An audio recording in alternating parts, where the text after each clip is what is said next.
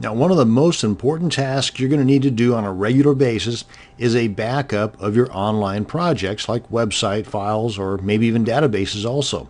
Now, on occasion, you might have to restore one of these backups in order to fix your broken website or busted database.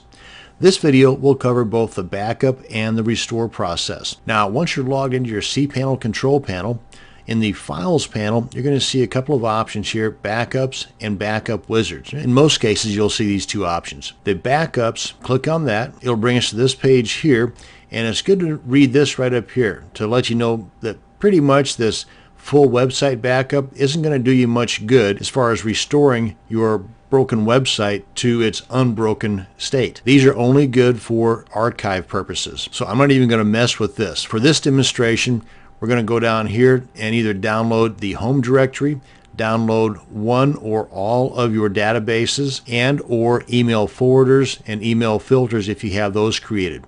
Frankly, I'd want to get a backup of anything and everything related to any and all of my websites. And if you've got a WordPress site created, for example, or any other script that relies on the use of a database, then you're going to want to also download the associated database to that script that's included in the home directory backup. So that's why I would just go ahead and download everything into a folder that has a date on it. That way you know that in that folder that's dated that specific date, you have a full backup of everything that was on your web server at that time. So go ahead and do this. Just click on Home Directory.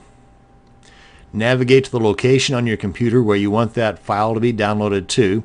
And again, I would create a folder, give it a date, maybe label it also backup for such and such, and then click on Save. Now you can see here, it's not your typical .zip file. It's a .tar.gz file. And by default, I do not believe that your Windows decompression software will actually work with a tar or a gz zip file. You might need to try something like the free 7-zip, which is what I use. It'll unzip anything. Anyway, go ahead and download this. And frankly, you would only want to unzip it if you're curious, because you do not want to restore or upload the unzipped file or folder. Whenever you go to choose the folder or file, that being the home directory, you're going to want to look for the zipped file, just as you had downloaded it. You select on that, click on Open, and it will begin the restoration or the upload process. Now, as far as the specific databases, the same exact thing. You would click on the databases, and I would go with all of them and download them into the same exact dated folder. I'm going to go ahead and cancel out of this because I think you got the idea. Same with the email forwarders if you've got any of those, and any filters that you've already created as well. And that is how you can quickly and easily get a full snapshot or a backup, and how you can also easily restore from that backup the folders that represent your web server up to a specific date. Now, if you wanted to do this the old-fashioned way, the manual way, you would come into the File Manager, and if you had a specific site that you wanted to back up, for example, I've got a WordPress site here under the dogs directory. Open that up. I would just simply select every one of these files by clicking on this guy right here. It says Select All. Then I'll come on up here and click on Compress. Click on Compress Files. Actually, I would want to give it a name, like, for example, the date, and then maybe tell me what it is. That way I've got the date and the fact that it's a WordPress site and the name of that particular WordPress site, so I know what it is.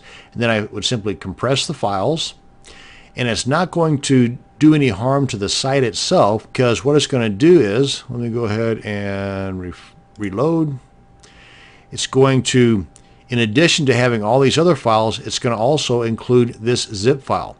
What I would want to do is get this onto my computer by selecting it, downloading it to my dated folder, so if anything were to happen to my WordPress site here in the future, I could just upload this zip file, and then with it selected, I would click on Extract, and then it would extract all of these folders and files that were contained in this zip file to begin with. Now, with a WordPress site, you also have the associated database, so you would want to download or export that database that's associated to the site. And just to make sure I've got the right database, I would click on the wp-config file, and I'd want to view and see what the database name is. That's the WRDP1.